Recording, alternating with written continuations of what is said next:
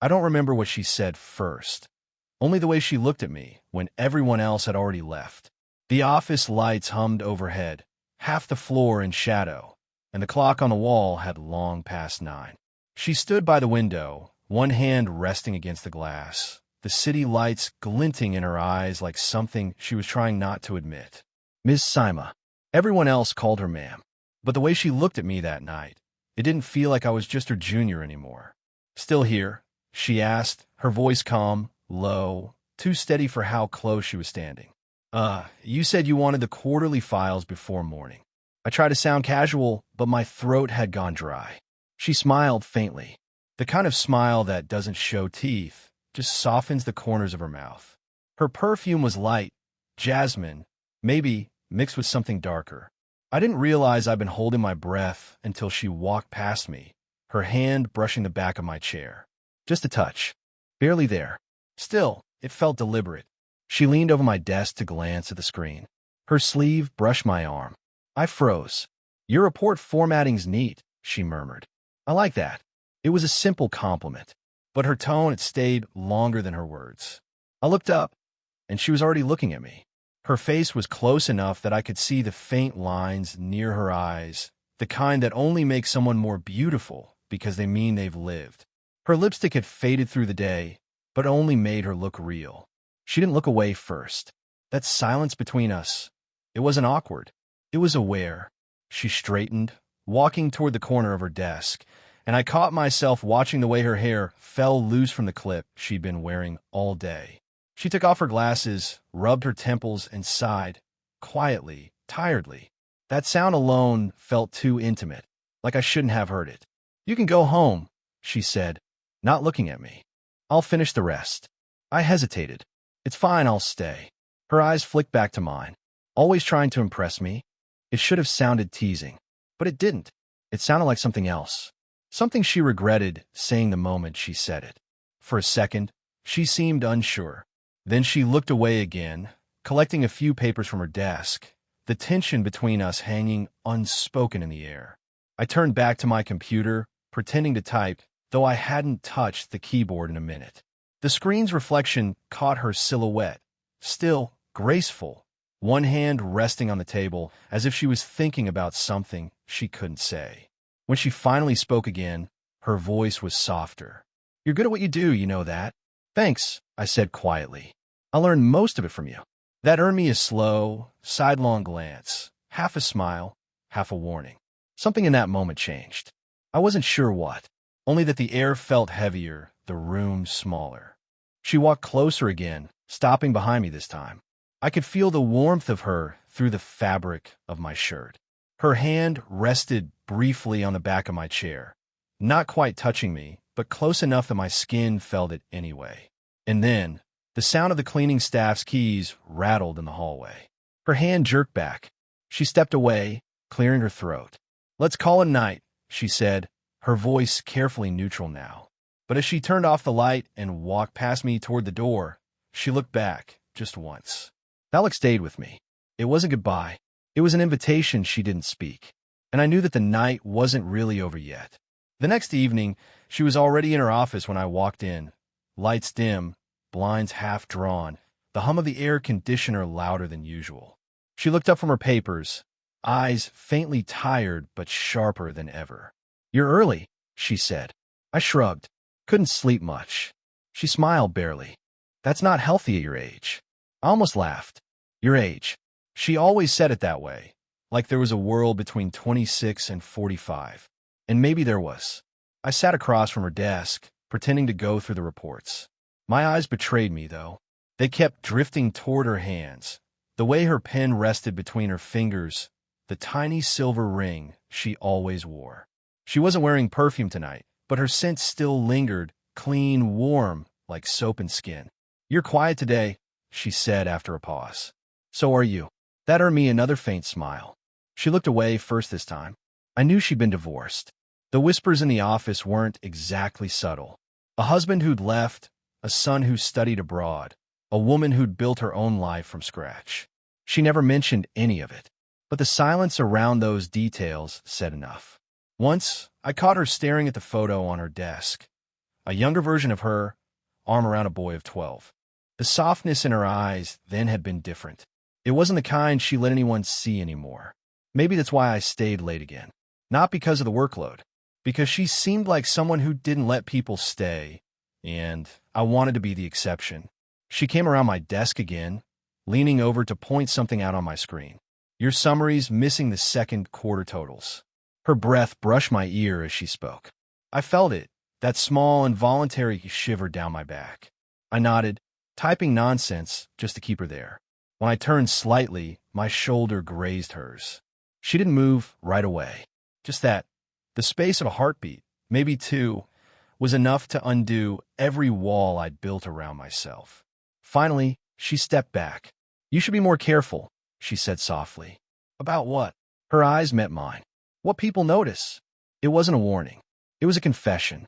Later, as we walked out together, the hallway lights flickering above us, she slowed near the elevator. Thank you, she said quietly. For what? For not asking things you shouldn't. The doors opened. She didn't step in. Instead, she reached out, just briefly, and fixed the collar of my shirt. Her fingers brushed my neck, lingering a second longer than they needed to. Neither of us spoke. The elevator doors closed again, and for the first time, she didn't tell me to go home. The next week blurred into late nights and quiet mornings. Deadlines, meetings, coffee cups left half-finished on her desk. But beneath it all, something unspoken kept building. I could feel in the way she avoided looking at me for too long, and in the way she lingered by my desk anyway. That Thursday night, the office was empty again. Rain pressed softly against the windows, blurring the city lights. I was typing up a final report when she appeared in the doorway, arms folded, a faint crease between her brows. You're still here. I looked up. You said you needed the projections by tomorrow. Her lips curved barely. You really don't know when to stop, do you? Maybe I just like the company. That silenced her for a second. She stepped inside, slower this time, her heels soft against the carpet. She stopped beside my desk, watching the rain. You should be out somewhere, you know? Not wasting your nights in here. Maybe this is where I want to be. That made her look at me properly this time. Something flickered across her face. A mix of surprise, guilt, and something that looked too much like desire. She didn't say anything, just walked to the window and leaned on the edge of my desk.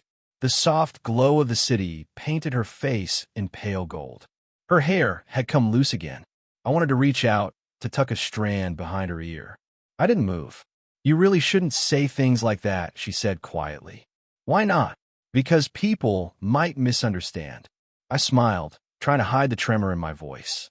Do you misunderstand? She opened her mouth to answer, but before she could, the office door swung open. Mom! It was Farah, one of the interns. Sorry, I didn't know you were still. Sima straightened instantly, stepping back. It's fine, Farah. Just finishing some work.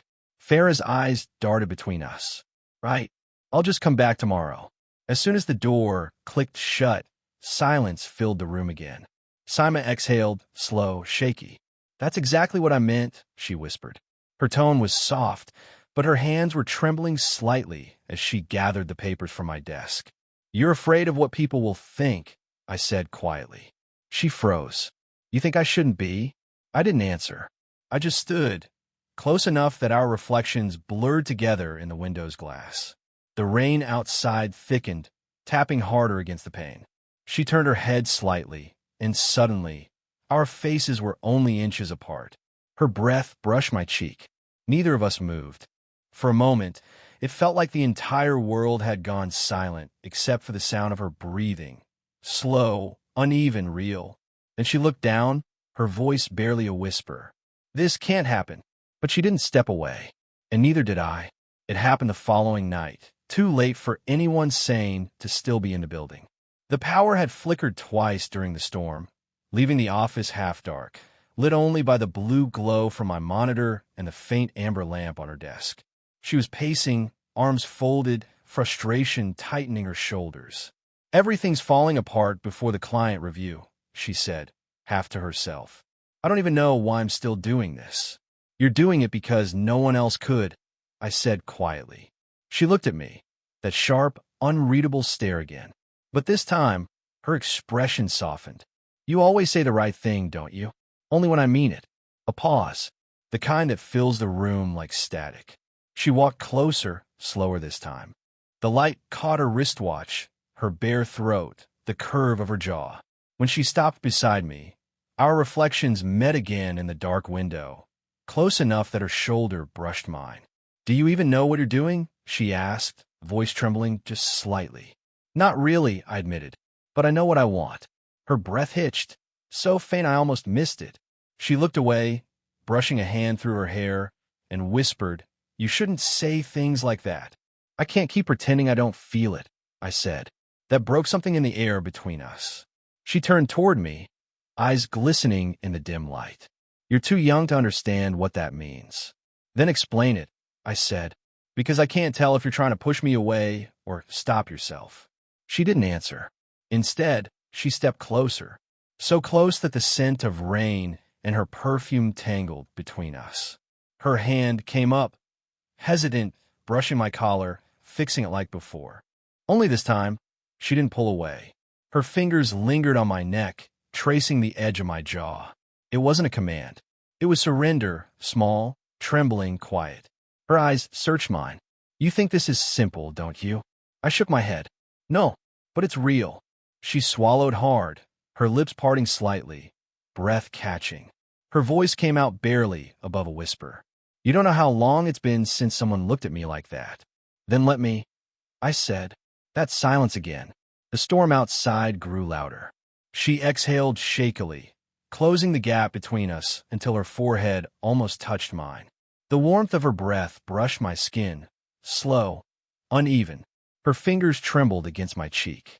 And then, a sharp knock at the glass door. Both of us froze. The security guard's flashlight cut briefly through the darkness. She stepped back instantly, eyes wide, chest rising and falling fast. The guard's voice echoed faintly from the hall. Everything okay, ma'am? She didn't answer. Neither did I. Her gaze locked with mine, raw, wordless, the air between us pulsing with everything that almost happened, and everything that still could. The next morning, she didn't look at me. Not once. Meetings came and went, her voice calm and composed. The voice everyone respected, the one that never wavered. But every time she handed me a file or passed by my desk, her fingers brushed mine just enough for me to know it wasn't an accident. By lunch, she called me into her office. Close the door, she said. I did. She stood by the window, her back to me, arms crossed tightly. The light spilled across her blouse, tracing the shape of her shoulders. I heard something, she said finally. From Farah. My chest tightened. What did she say? That people are talking. Her tone was steady, but her hands betrayed her, one gripping her wrist too tightly. They think there's something between us. I swallowed. And is that such a bad thing? That made her turn. The look in her eyes wasn't anger. It was fear. Do you have any idea what that would do to me? Her voice cracked slightly, just once. I've worked 20 years for my reputation. And you're still figuring out who you are. I took a step closer. You think this is a game for me? She shook her head, exhaling. No, that's what scares me. The silence that followed felt thick enough to touch. Her breathing grew uneven, the faintest tremor running through her when I stopped only a breath away. I didn't plan any of this, she said, her voice breaking on the last word. Neither did I. I reached out, not to grab her, but just to let my fingers graze the back of her hand resting on the table. She didn't pull away. Instead, she closed her eyes. For a second, she leaned into the touch, barely. Then she whispered, Someone saw us last night. I froze. What? The guard, she said quietly. He mentioned it this morning to HR. The floor seemed to tilt beneath me. Her eyes lifted to mine, raw, vulnerable, terrified. If this becomes official, I could lose everything. For a moment, neither of us moved. Then, without meaning to, I brushed my thumb over her wrist. Tell me what to do. She looked at my hand, not angry, not reproachful, just unbearably sad. Don't make it harder, she said. I stepped closer anyway. Then tell me to stop. She didn't. She just stood there, trembling, breath shallow, her pulse fluttering under my fingers. "I can't," she whispered finally. That word, can't, landed like a confession. I felt it before I heard it. Something inside her breaking open. Everything we'd both been pretending to hold back collapsing under the weight of it. She looked up at me then, eyes wet, lips parting to say something that didn't come. But instead of speaking, she turned off the light, and the room fell into shadow, her silhouette framed against the window. "Lock the door," she said softly. The air in her office felt different that night. Heavier, stiller, charged like the moment before lightning strikes. The door clicked shut behind me, and for a few seconds, neither of us spoke. The city lights bled in through the blinds, painting thin lines of gold across her face. She was standing near the edge of her desk, arms at her sides now, no longer pretending to be in control. I could hear her breathing, slow, uneven. "This shouldn't happen," she said quietly. "Then tell me to leave." Her lips parted, but no words came out. Instead, she took a step closer. Her scent, that soft jasmine warmth I'd memorized, wrapped around me like a confession. "I told myself I wouldn't let this go that far," she whispered. I smiled faintly, though my throat was tight. "You already have." She exhaled, shaky, like someone trying to hold herself together. "You don't understand what this could cost." "I do," I said. And I still came. That broke her stillness. She looked up, eyes glistening, full of everything she hadn't said.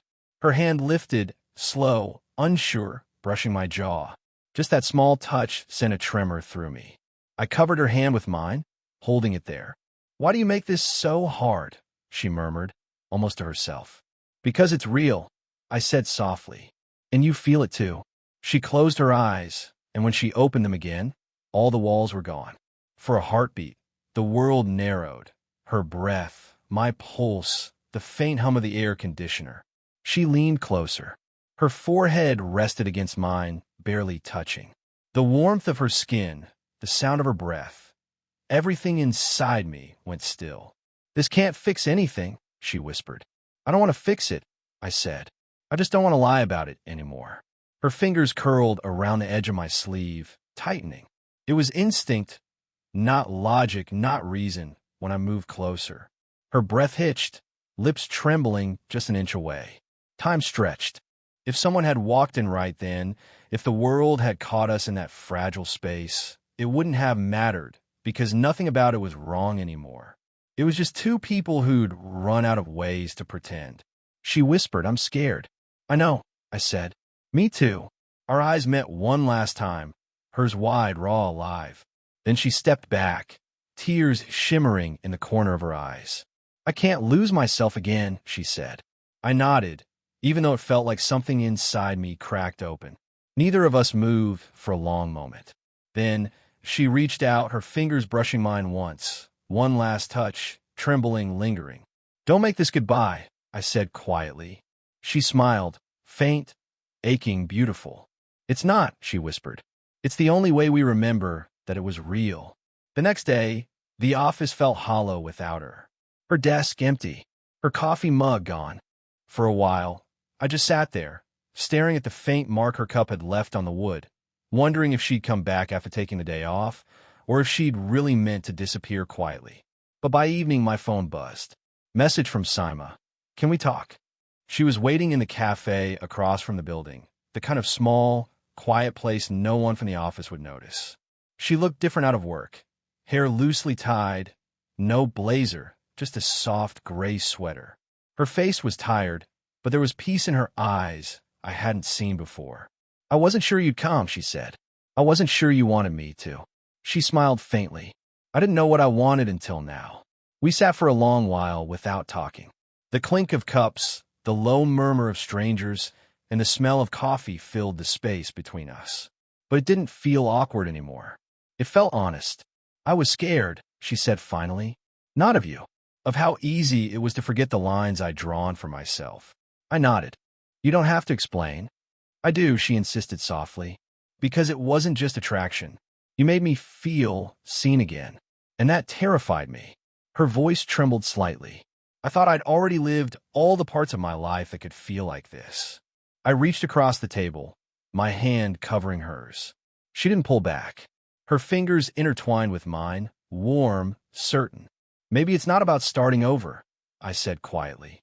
Maybe it's just continuing, with someone who understands. She looked at me then, that same unreadable gaze she used to hide behind in the office. But this time, it melted. Her shoulders relaxed, her eyes softened. And for the first time, she didn't hold anything back. When we stood to leave, she stepped close enough for her perfume to fill the small space between us again. The world outside was glowing with the last streaks of sunset. She rested her forehead against my chest, eyes closed. I don't know where this goes, she whispered. Then we'll find out, I murmured. Her hand slid around mine, fingers tightening. For a long time, we just stood there, silent, breathing together, two people who'd stopped running from what was always there. Then, she looked up at me, her voice barely a breath. Promise me one thing. What? Don't ever make me regret feeling again. I won't, I said. She smiled, small, fragile, but real. Then she leaned forward and pressed a soft kiss to my forehead. Not rushed, not forbidden, just full of quiet truth. And for the first time, neither of us turned away. Did you enjoy the story? What kind of stories would you like to hear next?